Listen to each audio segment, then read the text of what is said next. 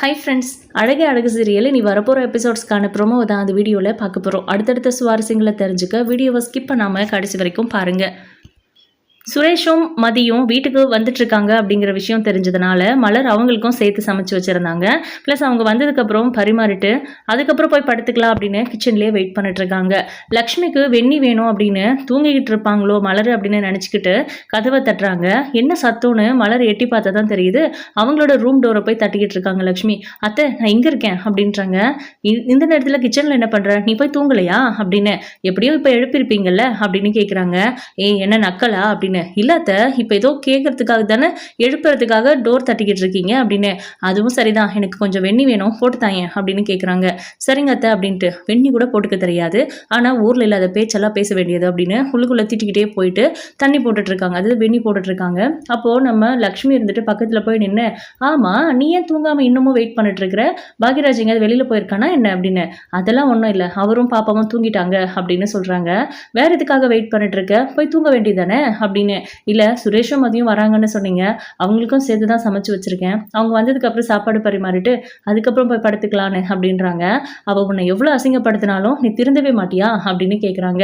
அப்போது சுரேஷும் கூட வராரே அப்படின்ற மாதிரி நம்ம மலர் சொல்ல, அதெல்லாம் அவங்க ரெண்டு பேருமே எடுத்து வச்சு சாப்பிட்டுட்டு படுக்கட்டும், இனிமேல் அந்த ஊழியம்ல நீ செய்யாத.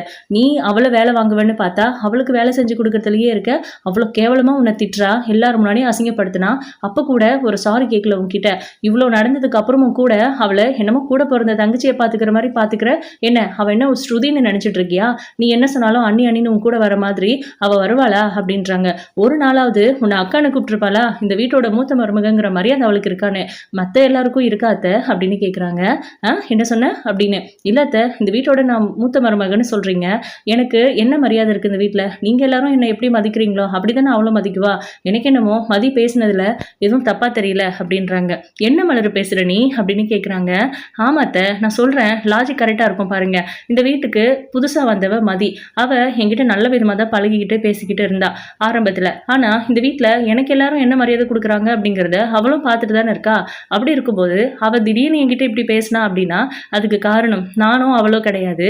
இந்த வீட்டில் எனக்கு எவ்வளோ மரியாதை கிடைக்குது அப்படிங்கிறத அவள் பார்த்துக்கிட்டு அதே போல் என்ன மதிக்கிறா, அவ்வளவுதான் அப்படின்றாங்க. அப்போ அவள் பேசுறது சரின்னு சொல்கிறியா அப்படின்னு கேட்குறாங்க. அவள் பேசுகிறது தப்புன்னு நீங்கள் நினச்சிங்கன்னா மற்றவங்க எல்லாரும் என்கிட்ட நல்ல விதமாக நடந்துக்கணும். அதை நான் எதிர்பார்க்க முடியாது அப்படின்னா அப்போ மதிக்கிட்டையும் நான் எதிர்பார்க்காம இருந்துக்கிறேன். நான் அதாவது எனக்கு நீங்களாம் என்ன மரியாதை கொடுக்குறீங்களோ அதே அளவுக்கு மரியாதை அவளும் கொடுத்தா போதும் அப்படின்னு சொல்லவும் பயங்கரமாக கோவப்படுறாங்க லக்ஷ்மி. உனக்கெல்லாம் அறிவுரை சொன்ன பாரு, என்ன சொல்லணும் அப்படின்னு. வெந்நி ரெடி ஆகிடுச்சு அத்தை, இந்தாங்க அப்படின்னு ஃப்ளாஸ்கில் ஊற்றி கொடுத்து அனுப்புகிறாங்க. எவ்வளோ திமிர் உனக்கு அப்படின்றாங்க. அத்தை, அதெல்லாம் ஒன்றும் இல்லை, என்ன நடந்தாலும் இந்த வீட்டில் எவ்வளோ பிரச்சனை வந்தாலும் மலராக தான் இருக்கணும்னு நினைக்கிறீங்கல்ல, புதுசாக வந்த மாதிரி மலரை மாற்றிடக்கூடாதுன்னு நினைக்கிறீங்கல்ல, அப்போ நான் அப்படியே இருந்துட்டு போகிறேனே அப்படின்றாங்க. இல்லை மலர், நான் மறுபடியும் சொல்கிறேன், மாமியார் மாமனாரை அனுசரித்து போகணுங்கிறதுக்காக எல்லாரையும் அனுசரித்து போகணும்லாம் அவசியம் இல்லைன்னு. தங்கராஜ் என்னென்ன அப்படின்னு கேட்குறாங்க. அவர் இந்த வீட்டு மாப்பிள்ளை அப்படின்றாங்க. அப்போது சித்துவை இந்த வீட்டு பையன், அவன் உன் குழந்தனாரு சுரேஷ் ஸ்ருதி இவங்கெல்லாம் அப்படின்னு கேட்குறாங்க. அவங்க எல்லாமும் இந்த வீட்டு பிள்ளைங்க, உனக்கு அவங்க அண்ணி அண்ணின்னு சொல்லி மரியாதை கொடுக்குறாங்கல்ல, அதுக்கான மரியாதையை அவங்களுக்கு பண்ணுற, அவங்களுக்கு வேணுங்கிறத பார்த்து பார்த்து பண்ணுற அப்படின்னு. என்னை பொறுத்த வரைக்கும் மதியும் அந்த மாதிரி தான். நான் ஸ்ருதியையும் ரேவதியையும் எப்படி பார்க்குறேனோ அதே போல தான் மதியையும் பார்க்குறேன். அவள் என்கிட்ட ஒரு வார்த்தை சுடுக்குன்னு பேசிட்டா அப்படிங்கிறதுக்காக அவள் வேண்டான்லாம் தூக்கி போட்டுற முடியாது. அப்படி என்னை முகத்துக்கு நேராக பேசுகிறவங்க எல்லாரையும் தூக்கி போடணும்னு நினச்சேன்னா கண்டிப்பாக இந்த வீட்டில் யாரையுமே நான் வச்சு வைக்க முடியாது அப்படின்றாங்க. உனக்கெல்லாம் சொல்லவே முடியாது மலரு அப்படின்னு கோச்சிக்கிறாங்க திரும்பவும். அத்தை, இப்போ நான் என்ன செய்யணும்னு சொல்லுங்க அப்படின்னு. அவங்க சாப்பிட்டுட்டு தான் வருவாங்க, அதையும் மீறி பசிச்சதுன்னா சமைச்சு வச்சிருக்கேன்னு சொன்னல, அதுவே அதிகம். அவங்க வந்து பரிமாறி சாப்பிட்டுட்டோம், அவள் புருஷனுக்கு அவளே பரிமாறிட்டோம், தேவைனா. இல்லையா, நீயே போய் எல்லாத்தையும் பண்ணிட்டு இருந்தனா அவங்களுக்குள்ள எப்படி பாண்டிங் வரும்? அவங்க ரெண்டு பேரும் பேசி அவங்க டைம் ஸ்பெண்ட் பண்ணணும்ல. அதுக்கு நீ ஒரு வழி விடு மலரு. இங்கே பாரு, உனக்கு சுயமரியாதை வேணும்னு நான் நினைக்கிறேன், அதுக்காக தான் இவ்வளோ நேரம் பேசிட்டு இருக்கேன். மதிக்கிட்டெல்லாம் நீ இறங்கி போக வேண்டாம் சரியா அப்படின்னு. என்னத்தை சொல்கிறீங்க அப்படின்னு கேட்குறாங்க மறுபடியும். என்ன நீ திரும்ப திரும்ப அதையே கேட்டுட்டு இருக்க? உன்னை யார் மதிக்கிறாங்களோ அவங்கள மதிச்சா போதும், தேவையில்லாமல் எல்லாருக்கும் மரியாதை கொடுத்துட்டு இருக்காது, அவ்வளவுதான் சொல்லிட்டேன் அப்படின்னு. இந்த மாமியார் பேச்சை கேட்குறதும் கேட்காததும் உன் விருப்பம் அப்படின்னு அவங்க ரூமுக்கு போயிடுறாங்க. மலருக்குமே மதிக்கிட்ட பேசுறதுக்கெல்லாம் விருப்பம் இல்லை. அவங்களுக்கு கஷ்டமாக தான் இருக்குது. இருந்தாலும் அவங்க வர வரைக்கும் கிச்சன்லேயே வெயிட் பண்ணிட்டுருக்காங்க. அவங்க வந்ததுக்கப்புறம் கதவு தட்டுறாங்க. போயிட்டு டோர் ஓப்பன் பண்ணிவிட்டு மதி வந்து மலரை அப்ரோச் பண்ணுறாங்க. ஆனால் மலர் அவங்க கிட்ட கண்டுக்கிறதே இல்லை. அவங்க பாட்டுக்கு நிற்கிறாங்க.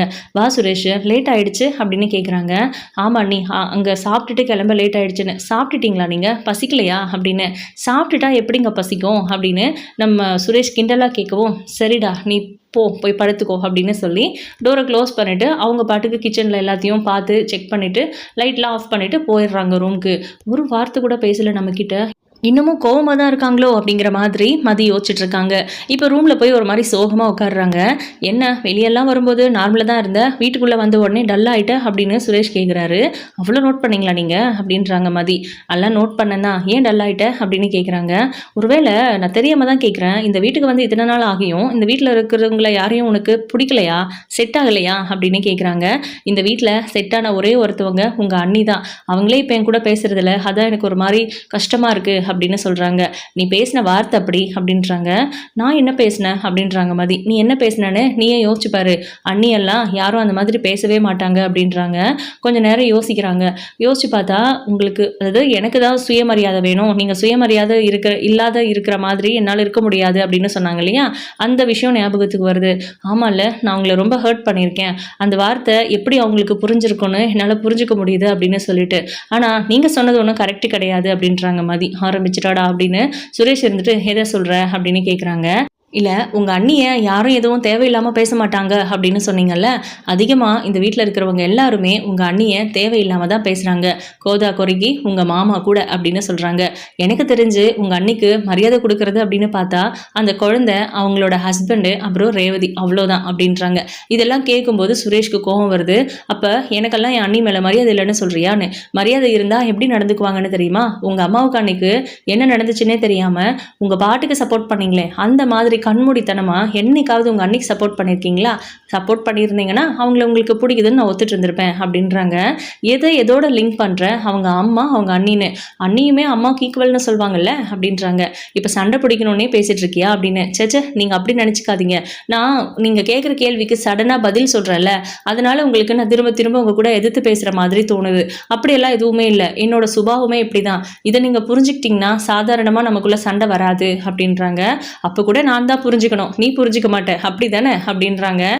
இப்போ கூட நீங்கள் தாங்க சண்டை போடுற மாதிரி பேசுகிறீங்க அப்படின்னு கேட்குறாங்க மதி.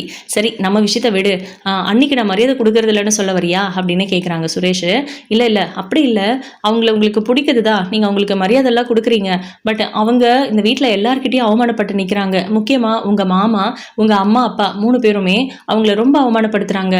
ஏதோ கல்யாண விஷயத்தில் பிரச்சனை வந்திருக்கு, அவங்க லவ் பண்ணி கல்யாணம் பண்ணிக்கிட்டாங்க, அதனால் ஏதோ ஒரு பெரிய இஷ்யூ நடந்திருக்கு போல இருக்குது. அதனால தான் இப்போ வரைக்கும் அவங்களையும் உங்கள் அண்ணனையும் யாருமே முழுசாக ஏற்றுக்கலை. முக்கியமாக தங்கராஜ், அதாவது உங்கள் மாமா, அவர் ஏன் எல்லா விஷயத்துலையும் இன்வால்வ் ஆகுறாரு, அவ்வளோ கேவலப்படுத்துகிறாரு உங்கள் அண்ணனை, உங்களுக்கு கோவமே வராதானே, அது வேற பிரச்சனை, நீ இந்த வீட்டை பற்றி பேசு அப்படின்றாங்க.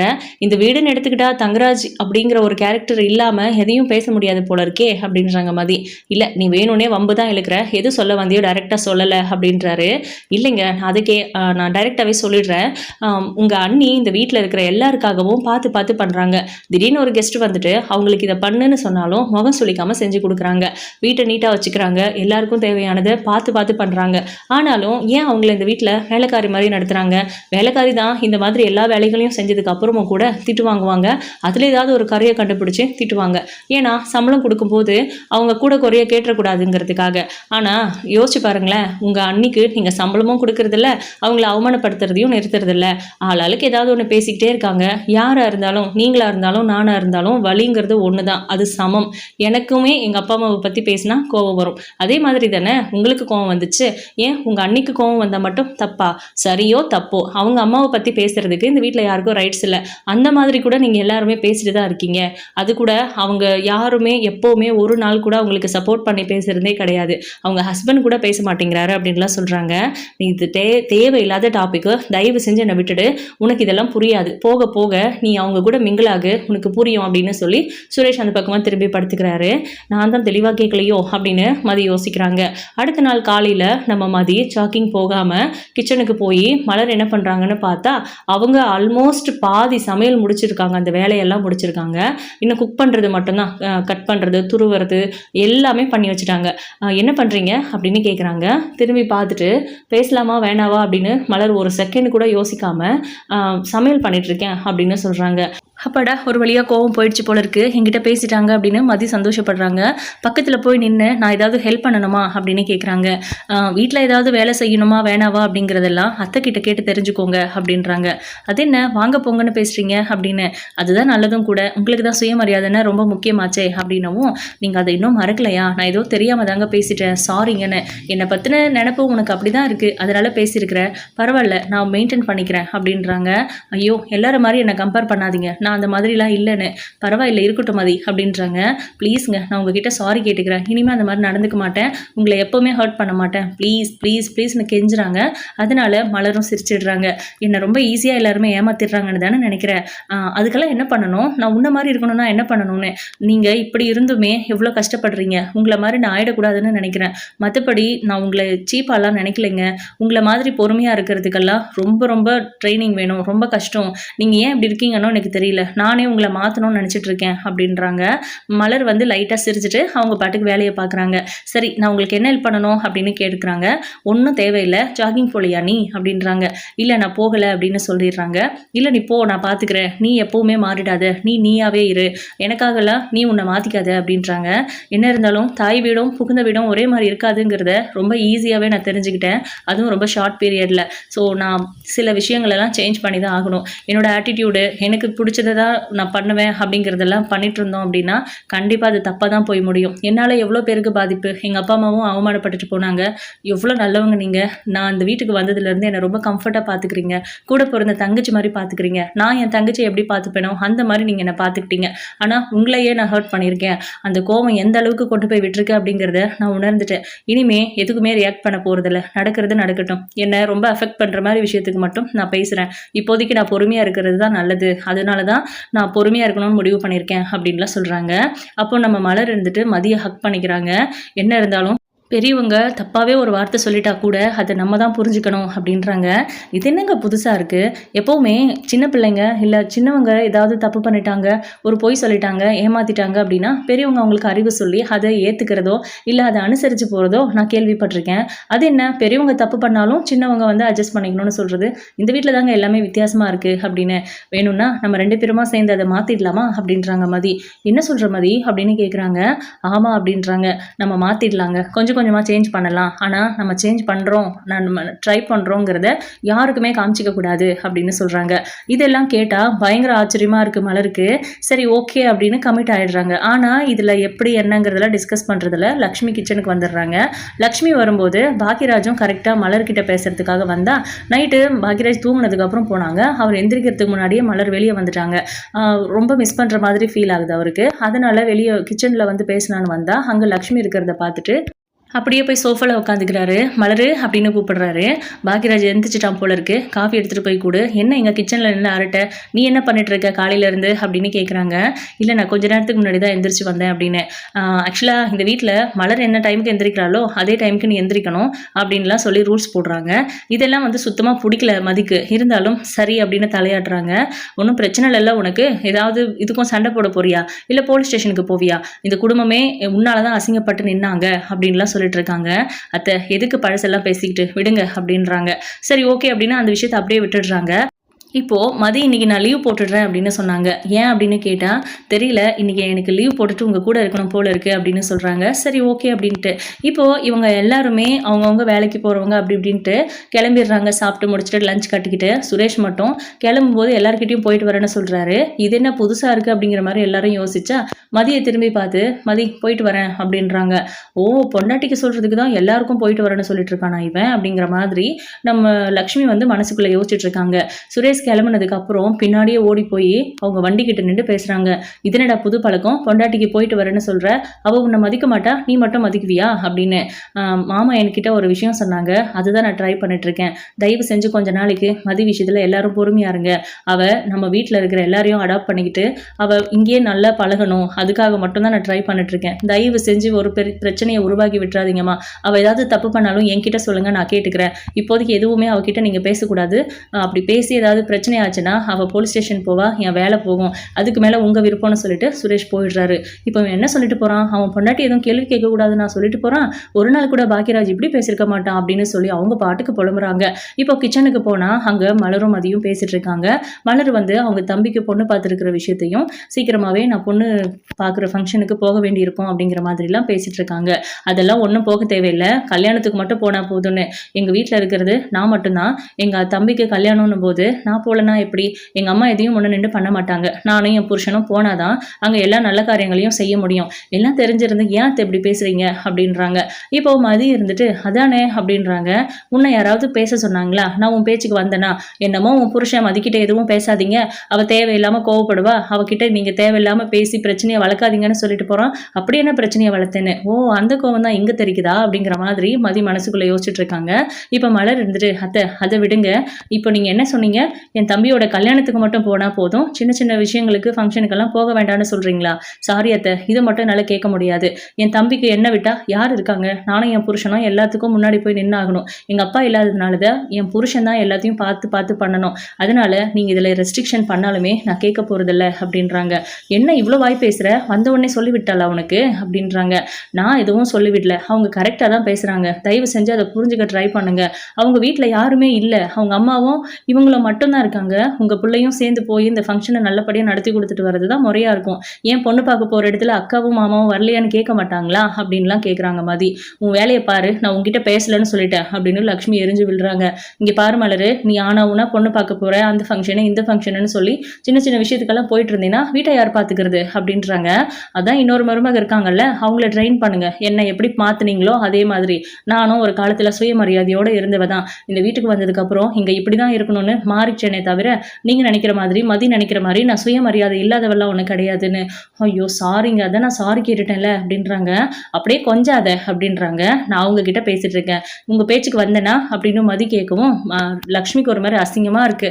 என்னடா சுரேஷ் அப்படி சொல்லிட்டு போயிட்டான், மலர் இப்படி பேசுறாளே, அதுவும் மதி முன்னாடி பேசுறாளேன்ட்டு. அப்போ பாக்கியராஜ் வெஜிடபிள்ஸ்லாம் வாங்கிட்டு கிச்சனுக்கு வரும்போது லக்ஷ்மி மலர்கிட்ட பேசுகிறத பார்த்துட்டு இப்போ போனோம்னா நம்ம மண்டே தான் உடைக்குவா மலர்னு வெளியவே நிற்கிறாரு. சண்டை முடிஞ்சதுக்கப்புறம் போய்க்கலாம் அப்படின்ட்டு. அப்போ பார்த்து மலர் கேட்குறாங்க, இங்கே பாருங்க அத்தை, என்ன எல்லா விஷயத்துலையும் தடை பண்ணீங்க, நான் போகாமல் கூட இருந்திருக்கேன். என் அம்மா வீட்டுக்கு போகணுன்னா உங்ககிட்ட வந்து கை கட்டி நின்று கெஞ்சி போயிருக்கேன், அதெல்லாம் ஒரு காலம். ஆனால் இந்த விஷயத்தில் என்னால் நிற்க முடியாது. என் தம்பியோட ஃபங்க்ஷனுக்கு நான் போகத்தான் செய்வேன், நீங்கள் யாரும் என்னை ரெஸ்ட்ரிக்ட் பண்ண முடியாதுன்னு திரும்பவும் சொல்கிறாங்க. இவ்வளோ தூரம் சொல்கிறேன், மறுபடியும் அதையே பேசுற உன்னை அப்படின்னு கை ஓங்குறாங்க. டக்குன்னு மதி வந்து கையை பிடிச்சிடுறாங்க. என்ன நினைச்சிட்டு இருக்கீங்க நீங்க? இப்போ நீங்க பண்ணிட்டு இருக்கிற விஷயம் என்ன தெரியுமா? இதை மட்டும் நான் வீடியோ எடுத்திருந்தேன் அவ்வளவுதானே. ஐயோ ஐயோ ஐயோ, எப்போ பார்த்தாலும் வீடியோ எடுக்கிறேன், போலீஸ் ஸ்டேஷனுக்கு போறேன், எஸ்பி ஆஃபீஸ்க்கு போறேன் அப்படின்னு உன் பாட்டுக்கு ஏதாவது பண்ணிட்டே இருப்பியா? 2 பேரும் கூட்ட சேர்ந்துட்டீங்களா? என்னடி அவ வந்ததுக்கு அப்புறம் ரொம்ப ஓவரா பண்ணிட்டு இருக்க அப்படின்னு மலர்கிட்ட கேட்குறாங்க. மதிக்கும் இதுக்கும் எந்த சம்பந்தமும் கிடையாது.